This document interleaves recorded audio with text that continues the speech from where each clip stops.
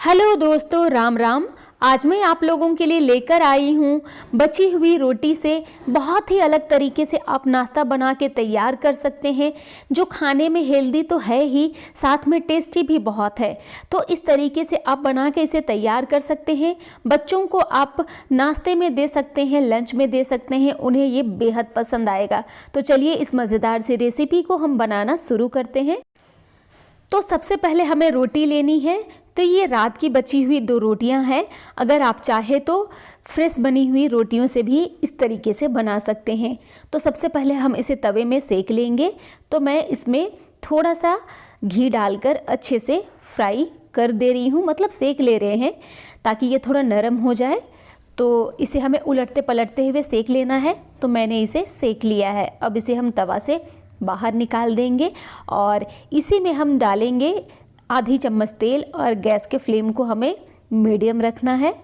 अब इस तवा में हम डालेंगे बारीक कटी हुई सब्जियां, जैसे कि गाजर को मैंने एकदम पतला बारीक काटा है, और फिर प्याज, पत्ता गोभी, इन सभी को हम डाल देंगे और इसे उलटते पलटते हुए थोड़ी देर के लिए हमें पका लेना है। इसे हमें ज़्यादा नहीं पकाना है, इसकी क्रंचीनेस बरकरार रहनी चाहिए, बस थोड़ी सी हमें इसे पका लेनी है।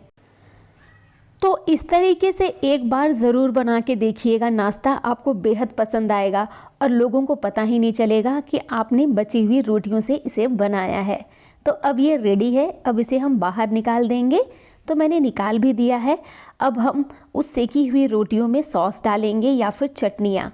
तो यहाँ पे मैं सेजवान की चटनी डाल रही हूँ। आपके पास कोई भी चटनी हो तो आप उसे डाल सकते हैं। तो घर पर चटनियाँ तो होती ही हैं, तो आपके पास जो भी अवेलेबल हो उसे आप डाल सकते हैं। तो चटनी को मैंने अच्छे से रोटी में फैला दिया है। अब इसके ऊपर हम डालेंगे सॉस। तो मैं सॉस डाल रही हूँ, और अगर आपके पास दूसरे सॉसेस हो तो आप उसे भी डाल सकते हैं। तो मैंने डाल दिया है। अब इसके ऊपर हमें डालना है वही सब्जी जिनको हमने थोड़ा फ्राई किया था, उसे हम डाल देंगे और फिर इसे हम अच्छे से लपेट देंगे। इसमें हमें नमक डालने की ज़रूरत नहीं है, क्योंकि सेजवान चटनी में है ही, तो अलग से नमक देने की हमें ज़रूरत नहीं है। ऊपर से आप चाहे तो थोड़ा सा चाट मसाला दे सकते हैं, इससे थोड़ा चटपटा स्वाद आएगा। तो इस तरीके से हमें अच्छे से इसे फोल्ड कर देना है। तो हमारा नाश्ता बन के तैयार है। तो है ना एकदम बहुत ही बढ़िया और हेल्दी। इसी तरीके से हमें दूसरी रोटी को भी बना लेनी है। तो दोनों रोटियां बनके तैयार हैं और नाश्ता खाने के लिए भी तैयार है। तो है ना मज़ेदार और हेल्दी। तो आप भी अपने घरों पर इसे झटपट बनाइए और खाइए और इसका आनंद लीजिए। तो आप लोगों को ये रेसिपी कैसा लगा मुझे कमेंट बॉक्स में ज़रूर बताइएगा।